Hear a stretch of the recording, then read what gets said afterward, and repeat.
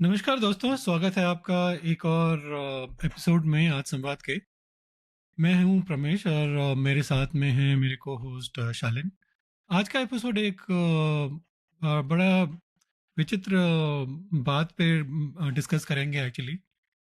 दुनिया के सबसे बड़े पावरफुल लीडर्स के बीच में काफ़ी हंगामा हो रहा है। एक तरफ डोनाल्ड ट्रंप ने जेलेंस्की को ओपनली स्कोल्ड किया और दूसरी तरफ पुतिन और जी जैसे लीडर्स इस मोमेंट का फायदा उठाने के लिए प्लानिंग कर रहे हैं। क्या ट्रंप का ये बिहेवियर यूएस यूक्रेन अलायंस को डैमेज करेगा? और सबसे बड़ी बात, क्या ये सब जी जिनपिंग को ताइवान इन्वेट करने को का कॉन्फिडेंस देगा? ये सिर्फ एक न्यूज़ स्टोरी नहीं है। ये दुनिया को के मतलब पावर डायनेमिक्स बदलने का वक्त भी हो सकता है। तो दोस्तों अपनी हमारे साथ जुड़े रहें अंत तक और इस डिस्कशन को हम चालू करते हैं कि क्या ये ग्लोबल चेस बोर्ड है। तो चलिए शुरू करते हैं। शालिन, क्या कहते हैं आप? ये तो मतलब सबसे पहले बात करते हैं तो मतलब पिछले हफ्ते जो व्हाइट हाउस में हुई उस ड्रामेटिक मीटिंग की, हम्म। जो दुनिया भर में मतलब हेडलाइंस बन चुकी है, जिस हिसाब से डोनाल्ड ट्रंप ने जेलेंसी को लताड़ा और उसके बीच जो हीटेड एक्सचेंज हुआ उसके सबको मतलब शॉक कर दिया ना। मतलब एक तरह से जेलेंस्की को एक्चुअली थोड़ा कंट्रोल रहना चाहिए था। He should have taken a leaf out of Modi's book and उसका ईगो थोड़ा मतलब स्ट्रोक करके आगे बढ़ता ना। ऐसे मतलब उसको कन्फ्रंट कर दिया तो मतलब I don't think that was the right strategy Ukraine के हिसाब से। देखिए, सबसे पहले तो प्रमेश, ये ना मतलब ये ये जो मीटिंग हुई तो ये एक एक एस्पेक्ट तो ये था कि डिप्लोमेटिक दो कंट्रियों के बीच में डिसएग्रीमेंट है, दो लीडर्स के बीच में, राइट। तो दो लीडर्स के बीच में मतलब दो कंट्रीज के बीच में डिसएग्रीमेंट है, ये तो सबको पता है। बट उससे ज्यादा जो आउटकम वाइज अगर आप देखो तो ये ना एक पब्लिक के लिए एक जो है शो सा हो गया। हम जो है जिसमें mister Trump, sorry I am laughing, लेकिन जिसमें मिस्टर ट्रम्प जो है लताड़ रहे थे इनको, जेलेंस्की को, and it was very evident कि वो जेलेंस्की बैकफुट पे आ रहे थे और he was little nervous also. But सम पूरा वीडियो ध्यान से देखो तो रीगेन करने की भी कोशिश कर रहे थे, but Trump was very aggressive. तो अब जो है कि वो अपने को, जेलेंस्की जो है ना, देखो, एक दो चीजें मैंने ऑब्जर्व की अपने वर्ड्स से या अपने डायलॉग से वो अपने को वॉर टाइम हीरो प्रोजेक्ट करने की कोशिश करते हैं वो, राइट। और वो ऐसा दिखाने की कोशिश करते हैं कि वो वॉर टाइम में हीरो हैं, हीरो लीडर हैं और वो अपने कंट्री को बचा रहे हैं, ये सब कर रहे हैं। लेकिन देखो, कुछ चीजें हैं उनको उनको सोचना चाहिए। और कि अभी तक जो जो उन्होंने किया यूक्रेन ने, राइट, तो अगर यूएस आर्म ना देता या नहीं, तो उनके बिस का बिना बिना बिस के तो हाँ, तो खड़े नहीं वो, होते थे ना। हाँ, तो वो मेरे ख्याल से लगता है एक दो दिन का खेल था उनका। तो हम्म। जो आपका मेन सोर्स है वो इस वॉर में, उस वहाँ लीडरशिप चेंज हो गई है। और वो ओपनली आपको पीसफुल उसके लिए कह रहे हैं, तो आई थिंक उनको आर्ग्यू करने की जरूरत थी नहीं। ये तो बात सही है, मैं I agree with you. Trump ने मतलब उन्हें मतलब वर्ल्ड वॉर 3 गैम्बल करने का भी जो हाँ, है इल्जाम लगाया ना। उन्होंने मतलब कहा कि यूक्रेन पीस टॉक्स में इंटरेस्टेड नहीं है और नेसेसरी अननेसेसरी कॉन्फ्लिक्ट को ड्रैग कर रहा है। मतलब क्या लगता है शालिन, क्या ये सिर्फ ट्रम्प का टिपिकल अग्रेसिव स्टाइल था या इसके पीछे कोई डीपर स्ट्रैटेजी थी? क्योंकि मुझे उसमें एक्चुअली काफी सब्सटेंस लगता है कि जो ये बोल रहे हैं ना कि भाई Zelensky is not interested in peace, क्योंकि उसे पता है कि अगर पीस होगा तो कल इलेक्शंस होंगे एंड देन उसको हराने हारने का भी चांसेस है ना। भाई पब्लिक की तो बैठी होगी ना। अगर ऐसे ही चलता रहेगा तो he is just in power ना for perpetual without any responsibility. देखिए, forget about Trump as a personality, एक साइड रख के देखो। अगर आप ये सोचो कि अमेरिका का प्रेसिडेंट है, राइट, तो जो न्यूली इलेक्टेड प्रेसिडेंट है तो उसकी दो प्रायोरिटी है। एक इकोनॉमी कंडीशन की उसको ठीक करनी है। इकोनॉमी कंडीशन वो कैसे ठीक कर सकता है? जो वर्ल्ड इकोनॉमी इंप्रूव होगी, एक बहुत बड़ा कंट्रीब्यूटर होता है। वर्ल्ड इकोनॉमी का सबसे बड़ा नेगेटिव कैटलिस्ट ही हमारी ये जो वॉर सिचुएशन चल रही है रशिया यूक्रेन वाली, बहुत प्रॉब्लम कर रही है, उससे बहुत ज्यादा इशू हो रहा है, right? तो वो उस अमेरिका के प्रेसिडेंट का एक वो इंटरेस्ट है कि उसको इस पीसफुल सिचुएशन लानी है, भाई वॉर बंद करो, राइट? प्लस एक तो एस्पेक्ट ये हो गया जो इकोनॉमी का, और दूसरा कैटलिस्ट फैक्टर है यूएस इकोनॉमी के लिए कि देखो कि आपके जो टैक्स पेयर की जो मनी है ना यूएस की, वो आप जो पिछले गवर्नमेंट टेन्योर थे वो आप यूक्रेन को आर्म्स दे रहे हो, ये फंड दे रहे हो, ये सब दुनिया भर की चीजें कर रहे हो, तो वो मनी का को दूसरी जगह चैनलाइज करो, उससे फायदा होगा। That's what Trump is doing. लेकिन क्या आगे ट्रम्प की जो है ना, the way he communicate, the way he, तो वो इस तरह से नहीं करते, वो उनके स्टाइल कुछ अलग तरीके की है, तो वही कर रहे थे। तो और वो मिस्टर जेलेंस्की समझ नहीं रहे इन चीजों को, उनकी अपनी अलग पॉलिटिक्स है, एज यू सेड कि जेलेंस्की की पॉलिटिक्स है कि अगर पीस आएगी तो उनको पैसा मिलना बंद हो जाएगा, number one. Number two, election आएंगे, वो बाहर हो जाएंगे, तो वो तो वॉर ही चाहते हैं जेलेंस्की, तो वो मतलब ट्रम्प ठीक है, रहते। मतलब हाँ। ग्रांटेड कि भाई यूक्रेन को जो है इन्वेड किया था रशिया ने, हम्म। इसमें कोई डाउट नहीं है, और ही हैज टू मतलब फाइट ऑल्सो, उसमें भी कोई हम्म। डाउट नहीं है। बट सबसे बड़ी चीज जो है ना, they should actually negotiate for the cease fire. भाई तुम अपने लोग क्यों मरवाना चाहते हो यार? मतलब सीज फायर करो, उसके बाद फिर नेगोशिएट करो कि भाई मेरे को अपनी टेरिटरी वापस दो, मुझे अपनी ये वापस दो, क्योंकि या तो तुम मतलब ऐसे तुम्हारा अपर हैंड हो कि तुम अपना टेरिटरी वापस ले सको, तब तो तुम सीज फायर मत करो। मगर तुम्हारी if you are losing territory every day by day, तुम्हारा सबसे पहले होना चाहिए कि भाई सीज फायर हो, अगर रशिया आगे ना बढ़े, और फिर उसके बाद फिर नेगोशिएट करो। भाई सारे टीम मतलब यूएस के साथ ये सब करेंगे कि भाई ठीक है, तुमने 20% अपना कैप्चर कर लिया, मुझे कम से कम 5% तो वापस कर दो, या 10% वापस करो, बाकी तुम 10% तुम रख लो। वो तो नेगोशिएटिंग टैक्टिक्स कर सकते हो ना तुम, बट वो एग्जैक्टली। हाँ। तुम तो वॉर के टाइम पे नहीं कर सकते हो नेगोशिएट। तो आप देखोगे तो जो टीवी पे लाइव टेलीकास्ट हो रहा था, तो उसमें ट्रम्प ने एक चीज बोली थी कि you don't have any card, you वो कह डोंट रहा हैव है मेरे एनी पे I card. Don't play cards. हाँ, तो वो उसको ज्यादा अंग्रेजी समझ में नहीं आती, स्लैंग समझ में नहीं आते, या वो जानबूझ के इरिटेट, तो मुझे लग रहा है वो जानबूझ के इरिटेट भी कर रहा था, तो तो खैर इरिटेट कर रहा हाँ। होगा ना उसको। तो अब उसमें एक और इंटरेस्टिंग चीज थी कि ट्रम्प वाले जो मैंने देखी उसमें, तो कि जब वो ट्रम्प ने ना रक्षा के लिए सॉफ्ट कॉर्नर दिखाया थोड़ा सा, तो उन्होंने कहा कि जब देखो उसको शुरू से तुम देख लो, अगर वो कहता क्या कह रहा है, मेरे को आर्म्स दो, मुझे पैसे दो, मेरे को लड़ना हम्म, है, उसने एक बार नहीं बोला कि यार मेरे को रशिया से बात करा दो और इसको जो है वॉर खत्म कराओ, ये उसने एक बार भी बोला इतने 3 साल में? नहीं, ग्रांटेड कि मतलब जो भी है, बट वॉर खत्म करना तो उसका सबसे बड़ा होना चाहिए ना। उसके सारे लोग वहां पे मर रहे हैं, वहां पे उसको रिक्रूट नहीं मिल रहे नए, तो कहाँ से लोग लेके आएगा, कहाँ से लड़ेगा वो? इसमें एक अब ये चीज मतलब बोलूंगा तो मैं, sorry I am cutting you, कि समहाउ जैसे इसकी ना जेलेंस्की की ना जो इधर उधर बैंक अकाउंट होंगे, कुछ कंट्री के बाहर अरे होंगे, ये सब होंगे, उसमें चेक कराना चाहिए कितना करप्शन पैसा आई बढ़ा। थिंक इतना ज्यादा है ना शालिन, हाँ। इतना सारा उतने जो इनको बिलियंस ऑफ डॉलर्स मिले हैं, तुम्हें क्या हम्म। लगता है सारा वो जो है खर्च हुए हूँ? नहीं, मुझे तो लगता है ये बीच में कह रहा है। उसका फायदा है ना उसमें। हाँ। चलो अब आगे बात करते हैं, fall out for Ukraine and Russia का जो वॉर है उसका क्या होगा। अब सवाल ये उठता है कि इस फॉल आउट का सबसे ज्यादा फायदा किसको होगा? पुतिन को तो मतलब रशिया मीडिया इस इंसिडेंट को सेलिब्रेट कर रहा है जैसे उनको डिप्लोमेटिक विक्ट्री मिल गई हो, बट मुझे लगता है कि जी को बड़ा मतलब जो है सोच रहा होगा कि अरे बहुत बढ़िया हो गया ये तो। हाँ, ऑब्वियसली। तो अगर आप देखिए तो इसमें क्या हो रहा है कि अभी अभी एक चीज और आ गई है। इसमें क्या होगा, तुम्हारा ना यूरोप ईयू जो है वो इस पे स्प्लिट होगा आगे चल के अभी, और उसको खूब हाईलाइट कर रहा है रशियन मीडिया, और वो इस तरह से दिखा रहे हैं कि देखो west is very much divided on this, ये राइट? बात सही बहुत हाँ। बदली, दे आर डिवाइडेड एक्चुअली। हाँ। और वो है ना दिमित्री करके, जो उनके लीडर हैं, उन्होंने ओपनली मेडवेडेव, हाँ, मेडवेडेव।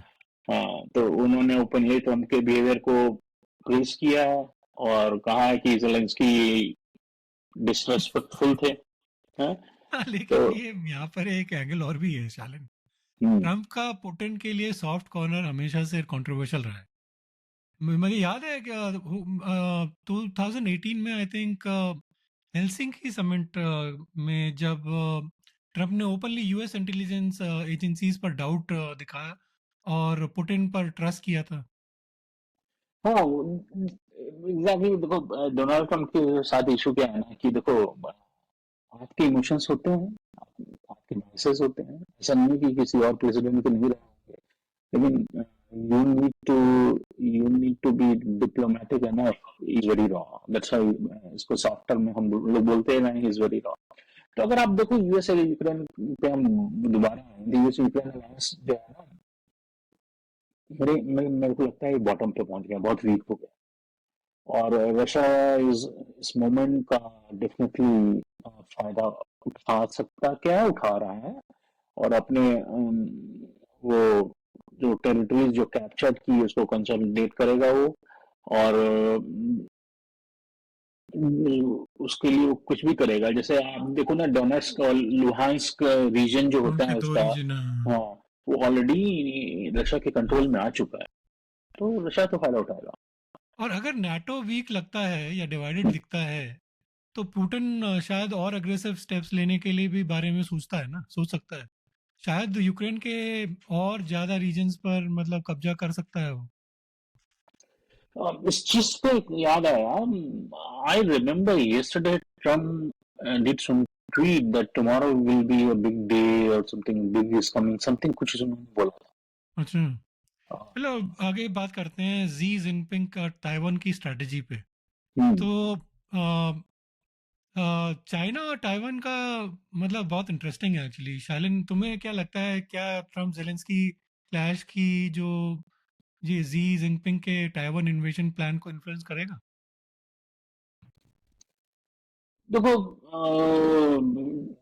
जिनपिंग जो है ना, जिनपिंग छोड़ो, चाइना चाइना की जो पॉलिसी रही है शुरू से, वो बहुत, जिसको कहते हैं ना, हॉक आई रख के करके अपने अपने फेवर में करने की कोशिश करते हैं। तो इस सिचुएशन पे भी वो हॉकाई रखते हुए और उसको बहुत ही क्लियर, तो एक कंफ्लिक्ट की सिचुएशन तो हम होनी ही होनी है। वो कुछ कुछ मुझे ये लगता है कि चीजें बहुत एस्केलेट हो सकती हैं यहाँ से आगे हम्म। चल के। और लेकिन देखिए, मैं जो आपसे बोल रहा था ना कि we need to see how European Union is going to take this time. अभी यहाँ पे हम्म। समझ में आएगा कि ये जेलेंस्की वाले एपिसोड से भी समझ में, यूक्रेन वाले एपिसोड से मुझे लगता है कि यू स्प्लिट होगा। तो जब ये स्प्लिट होगा, बट मुझे लगता है चाहे स्प्लिट हो भी जाए ना, हम्म, तुम ये देखो कि ईयू का एक्चुअली कुछ स्ट्रेंथ है नहीं। मतलब यूएस को अगर हटा दो तुम वेस्ट के से, जर्मनी, यूके, फ्रांस क्या कर लेंगे ये लोग? कुछ भी नहीं। हाँ, पर तो कुछ ना तो इनके पास पैसे नहीं। हैं, ना इनके पास असला है, ना इनके पास बूट ऑन द ग्राउंड के लिए लोग हाँ, ही हैं। हम्म, तो और और इसके अलावा एक और चीज़ है शालीन, मतलब एक पॉलिटिकल इशू नहीं है, मतलब ये कैसा स्ट्रैटेजिक चोक पॉइंट भी जहाँ से ग्लोबल ट्रेड होता है ना। अगर हम्म, चाइना वहाँ डोमिनेट करता है तो हम्म, इसका इम्पैक्ट पूरी दुनिया पर पड़ेगा, स्पेशली इंडिया और जापान जैसी कंट्रीज पर जो ताइवान स्ट्रेट से अपना ट्रेड रूट मैनेज करते हैं। और अगर आप देखो तो पिछले जब ये तिब्बत का इशू आया था उस समय भी जो है चाइना ने तिब्बत को कर लिया और किसी ने कुछ बोला नहीं। तो इस बार भी अगर ऐसी स्थिति बनती है जहां पे जी को लगता है कि हाँ मेरे को आप कुछ नहीं बोलेगा, तो he would be able to invade and see that this is the right moment to do it. देखिए, लेकिन रमेश, एक सच्चाई ये भी है ना कि अगर ये जो आप सिनेरियो की बात कर रहे हो, ये तब होगा जब इन्वेजन होगा। इन्वेजन, तो आपको क्या लगता है कि चाइना जो है इन्वेजन के लिए रेडी है, फुल स्केल इन्वेजन के लिए रेडी है? मुझे नहीं और लगता क्या, रेडी है। नहीं, नहीं मुझे लगता है वो कर लेंगे यार। ही नहीं, इज अगर एक्चुअली, आप देखो, देखिए, सी जिनपिंग एक तरह से पागल आदमी टाइप का है। नहीं पागल उसको तो जो है, लेकिन लेकिन एक चीज वो भी सोचो कि इंफ्रास्ट्रक्चर, जो मिलिट्री इंफ्रास्ट्रक्चर है, वो हालांकि चाइना का मिलिट्री इंफ्रास्ट्रक्चर रैपिडली इंप्रूव कर रहा है, लेकिन उनका जो कॉम्बैट एक्सपीरियंस है बहुत देख ना, वीक है। ताइवान के लिए it is enough, they are not fighting US. वही तो मैं तुझे बोल रहा हूँ हाँ, भाई, ताइवान के लिए दैट इज इनफ, जो भी उनके पास है that is more than enough. तो अगर क्या यूएस पता उनके ना। साथ नहीं है, कुछ हाँ, पंगा नहीं करेगा, तो दिल से okay, this is the right. So मैं यूएस तो जम करेगा। आई डोंट थिंक, मुझे कर लगता नहीं। मुझे लगता है कि यूएस जम करेगा। मतलब देखो, ये जो है ना, मस्क जो है ही इज इन फर्मली इन, वो जो है जी जिनपिंग के हिसाब से है। तो वो जो है मस्क जब भी कोई भी जो है ना ट्रम्प को कुछ चाइना के खिलाफ करने नहीं देगा।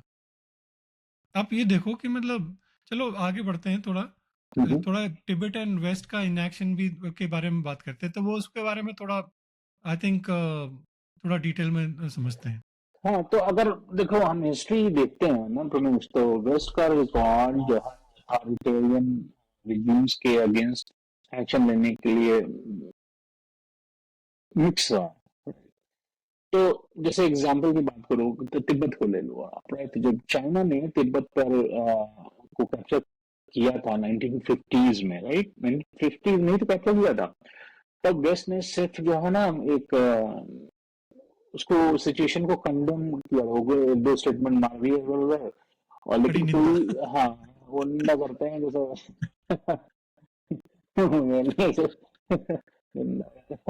अब वो कुछ स्ट्रॉन्ग एक्शन नहीं लिया था, मिलिट्री एक्शन तो छोड़ो, कभी कभी होता है ना फाइनेंशियल एक्शन लेता है आदमी, तो सब कुछ नहीं हुआ था। तो वेस्ट का यार भरोसा नहीं होता इन सब चीजों पे। हाँ, बट शालिन, अगर ये पैटर्न जी जिनपिंग देख रहा है, हम्म। तो उनको मतलब उन्होंने मतलब देखा होगा ना कि जब रशिया ने क्रीमिया एनेक्स किया 2014 में, हम्म। तब भी वेस्ट ने सैंक्शन लगाए डायरेक्ट, लेकिन डायरेक्ट मिलिट्री एक्शन अवॉइड किया। तो थोड़ा बहुत अगर चाइना सोचेगा कि रिस्क मेरे लिए इतना नहीं है, तो they will be able to do it. देखिए चक्कर क्या है ना यहाँ पे कि देखो, मान लो ये ताइवान वाला सिनारियो हो जाता है, चाइना इन्वेट कर देता है या जो भी करता है, तो अगर देखो स्ट्रॉन्ग कंडेमनेशन कंडेम करेंगे तो एक दो स्टेटमेंट देंगे, ये देंगे होंगे, तो सब कुछ होगा नहीं। लेकिन क्या होगा कि अगर तुम सैंक्शन लगाने लगे ना, फाइनेंशियल सैंक्शन, इस तरह के चीज की सैंक्शन वगैरह लगाने लग गए, तो चाइना पे बहुत बड़ा डेंट आ सकता है, ये एक प्रॉब्लम है। हाँ, बट वो है कि कितने टाइम तक। हाँ, वो समझने वाली बात है। तो और इस तरह अगर हुआ तो उसका इम्पैक्ट नहीं एशिया पैसिफिक रीजन में तो बहुत ही ज्यादा हो जाएगा। वो तो इम्पैक्ट तो बहुत ज्यादा बड़ा होना है इसमें। तो आई मीन देखिए, एक इन सब चीजों का ना कि तुम्हें मतलब मैं तो अपने व्यूअर से भी बोलूंगा कि अब सवाल जो है आपके सामने है, सिचुएशन तो पूरी सामने है कि आपको मतलब मुझे कभी कभी थॉट्स आता है, and same thoughts I am asking you guys, कि क्या आपको लगता है कि ट्रम्प का जो जेलेंस्की को क्रिटिसाइज करने का या डिप्लोमेटिक प्रेशर डालने की जो टैक्टिक थी, जो जो ड्रामा शो हुआ था, तो वो सही था या गलत था, राइट? तो या फिर ये एक कैलकुलेटेड मूव था जो इनडायरेक्टली रशिया से अलायंस दिखाने की एक टैक्टिक थी, राइट? तो अब सबसे बड़ी वो बात समझने वाली बात शालीन, है। क्या हम्म। ये जो है जी जिनपिंग और ताइवान जैसे अगर हुआ करने को प्लान बना रहे हम्म। हैं, तो या फिर यूएस और चाइना रिलेशंस में कोई नई ट्विस्ट आ सकता है। मतलब ये आई थिंक हमें समझना पड़ेगा कि आगे क्या क्या चल के क्या होता है। अब मतलब रमेश, मुझे नहीं लगता कि यूएस नोइंग ट्रम्प वो चाइना से कुछ अपने रिलेशन बेटर करेगा, वो ऐसे ही चलता रहेगा। तो टैरिफ देखते को। हैं आगे क्या होता हाँ, है, पर आज संवाद में यहीं ख़त्म करते हैं। लेकिन ये सिर्फ शुरुआत है। दुनिया में जो जियो पॉलिटिक्स का गेम चल रहा है, उसका इम्पैक्ट हम सबकी ज़िंदगी पर पड़ता ही है, और पड़ेगा आगे जाके भी। मतलब बहुत ज़्यादा चेंजेस होंगे। एकदम रमेश, और to conclude on this topic, हमें जर्मनी की फॉरेन पॉलिसी पे विद न्यू चेंज लीडरशिप जो हो रही है वहाँ पे हो गई है, थोड़ा सा आई रखने की जरूरत है। और मुझे जो लगता है, मैं यूएस की जो बात कर रहा हूँ ना, I think Germany is going to initiate that, let's see क्या होता है वहां पे। चलिए आज इतना ही। आप अपना ख्याल रखिए और सच्चाई से जुड़े रहें और आज संवाद करते रहें। धन्यवाद, नमस्कार। चलिए, नमस्कार।